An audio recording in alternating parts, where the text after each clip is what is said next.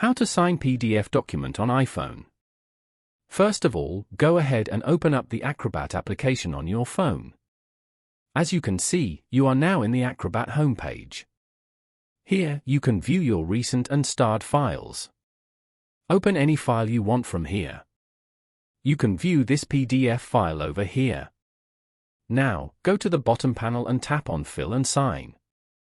Then, tap on the signature icon at the bottom right corner. Here, select Add Signature.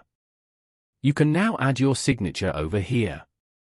Once you're done, tap on Done at the top right corner. Tap anywhere over the PDF file to place the signature. Once you have placed your signature, tap on Done at the top left corner. Following these steps, you can easily sign PDF document on iPhone. Thank you for watching. Please leave a like if this tutorial helped you, or leave a comment below if you have any questions related to the video.